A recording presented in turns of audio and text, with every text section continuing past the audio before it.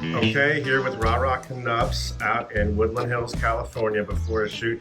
Rara's a little new to the industry, but certainly not new to the public eye. Anyone that's a regular on YouTube or social media has certainly seen her. She's been a big influencer for quite a while. First of all, Rara, just tell us a little bit about your background kind of before, a month or two ago when you hopped into Studio Porn. Yeah. So I started on social media when I was 18 doing YouTube videos. I would make YouTube videos about story times from crazy times in my life when I was a teenager. And then when I became a stripper, I would talk about my stripper days. And then I moved to LA. Mm-hmm. And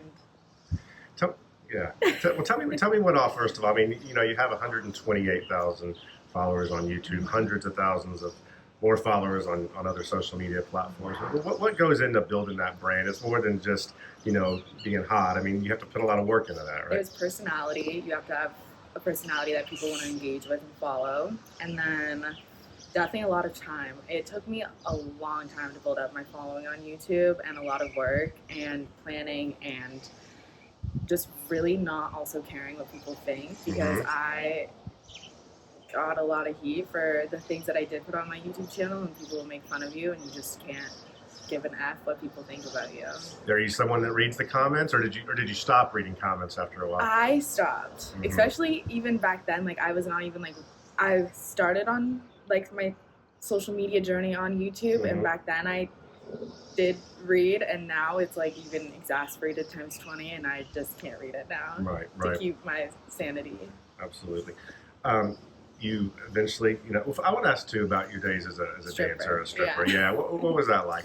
Good experiences, bad ones? I had the best experience. You did? I think I got lucky though. I worked in Vegas, and I was a favorite, so I never had to go on stage. I was strictly you're one of those girls, huh? No more single dollar bills for you, I right? was strictly a champagne room girl. Right. So I had a good time. Yeah. What did you bounce around from club to club? Did you have a home club? My main club was the Rhino. Oh, yeah, and I miss those days sometimes. Do you ever think about just going and I'm just going to go there for the weekend? I think about that all the time, but taking time off and going to Vegas, it's a full journey, and then you have to have the whole week off the next week, because it's you go pretty hard. Yeah, the era when I was a stripper, I would go to bed at 8, 9 a.m., wake up at 4, do it all over again, and you're in that way of life where it's you would not be able to get anything else done. Right. Yeah. What did, besides just the money and that kind of stuff, what did you like about it? I mean, the excitement, the adrenaline, and that was yes, I was doing YouTube at the time, but it hadn't fully taken off. So being anonymous, no one knowing who you are, there's just this level of excitement that came with the territory. Yeah. Was that one of the first? Well, just the fact that having all these guys just kind of look at you as this star and kind of fawn all over you, I'm sure it made you feel good too. Yeah, and I always had a thing for old men. So how old? 50s. 50s. Okay. Yeah. Awesome. Well, they got a little more money too to spend on that probably. But you finally decide to make the pivot and make the transition into porn. Now you've been shooting hardcore stuff for your OnlyFans and those kind of platforms for about a year now. Yeah, and it's all on my Pornhub account too. Yes. Yeah. Very, very popular on Pornhub and done really well. Why the move to studio porn? So this all happened within the past month. Actually, I was with one of my best friends, and we were traveling around Europe, and we were what's our next move? What's our next thing? Because we do the social media thing. We also do the porn OnlyFans thing. And we were we should do a slate scene together, a Vixen slate scene. So then we hit up the guy who runs my OnlyFans agency, and he knows the people at Vixen. And they were yeah, we would love to have you and Amo Princess do a slate scene. And then I had the best time. This was less than a month ago, and I was I think I'm gonna hit up Spiegler, because all my friends are with Spiegler, and then that's how I started getting in the process of shooting mainstream. Right. What have you liked about it so far? How is it different? I guess too from it's your. It's definitely way more work. Yeah, is it? Yeah. The shoot days are way longer. If I'm doing an OnlyFans shoot, it's in and out in 2 hours. But the exposure that comes from doing mainstream is hard to process. Absolutely. Yeah. Even on your platforms. I mean, you've worked with some really big name people already. You know, Angela White, I believe, Yeah, True Kate, Manuel, Johnny Autumn Sins, Falls. Autumn Falls. Yeah. I mean, you started off.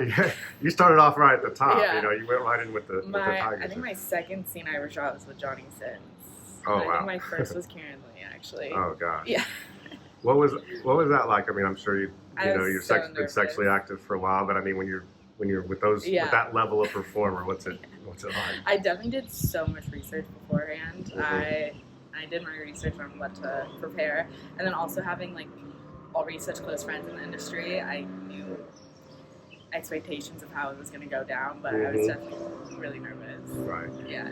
You know, again, I mentioned there the Angela Whites of the world, True Kate, people like that. What kind of advice? Have they been mentors at all, or just been friendly Definitely in terms of helping Angela. you out? Yeah, definitely Angela. True Kate and those girls, they're more just like friend vibes, but Angela White is like someone who I look up to as like an inspiration. She's just the goat. Like, what is it you like about her?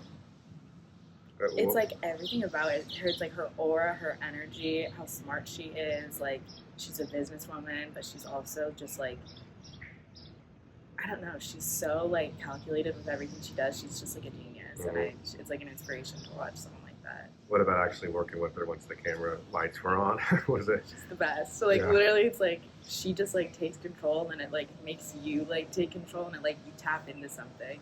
I was gonna ask. I mean, like, is it intimidating at all? I mean, do you feel like you have to like really bring your A game? You did? Okay. Yeah, I feel more comfortable with her because she's just, her energy is like one of the best energies I've ever been around. Right. Yeah. And there's probably like, hey, if I'm going to be in the scene with this kind of performer, I've got to bring it. Yeah, for sure. Bring it too. Yeah. Now I know Sky Bree is a close friend of yours, right? Tell me about that relationship and friendship. She actually, the way we met, she watched my YouTube videos, and she DM'd me on Instagram back when she was like before Sky Bree. She only had like 2,000 followers, and she hit me up saying, "I love your YouTube videos." And I think the message I sent back to her was, "Why are we not best friends?" And then like fast forward 6 months, she was like, "I'm moving to LA. Like, I signed with No Jumper," and then she was like, "I think like Adam and them would really like you." So then I hit them up, went on No Jumper, not even thinking that like they were gonna sign me or like me, and then they were like, "Would you want to start doing porn? Like, me and Lena would love to sign you." And I was like, "Oh wow, let's do it." That's a great story. It's a great yeah. When it comes to shoots, where are areas that you think you really flourish in terms of what kind of scenes do you like? What themes and scenes do you get into? Really well. So in my personal life, I like being really submissive. So I like when a guy's like really dominant and takes control, which pretty much in my personal life, when I was doing my OnlyFans shoots, I would like choose guys that I knew I would like work really well with. So I would say that's what I like. Right. And then girl, that's always just easy because it's just like, I love hot girls. I love pretty girls. Did you have a lot of experience with girls before porn? I mean, were you hooking up with girls? No. No. Not even in the strip club. Guys aren't asking the 2 for 1s. I was gay for pay in the strip club for sure. For that, yeah. Obviously, when you have that kind of following and you kind of become a celebrity, there's always probably tons of guys that are trying to date you and get after you. What's that like in your personal life? What's the key to landing a date with Rara? I mean, or do you may have a boyfriend? I don't know. I don't. Okay, yeah. I mean, I'm single. Do you have time to date right now? No, especially now that I'm a Spiegler, he has me like booked out the entire month. Like, and I just started with him, so now it's like really just grind time. How to land a date with me? I like meeting people and guys organically. Like, I don't usually ever meet up with someone if they DM me on Instagram. So I have to meet you out organically, which is also hard because I am so busy. Right. Last thing, moving forward, what are your goals? I mean, what do you want to see happen in the next 6, 8, 12 months? I'd say by January is around the 6 to 8 month mark, and I want to win an AVN award. Win an award? Yeah. For scene, perform, it doesn't matter, right? Just somehow get a thing. Starlet, scene, anything, Did you go to the convention last year? I saw you there. Right? I saw this past year. Yeah. What'd you think? Of it? Oh my god, it was one, the most incredible experience, but two, like super overwhelming. Like it was like 5 days of like so many people, and like usually I'm not like in my personal life I'm like not around a lot of people, so that it was a lot. Like it was pretty intimidating. I'm sure that made you feel good, right? The reception you were getting and stuff. Any weird encounters or? I actually didn't have that many weird encounters.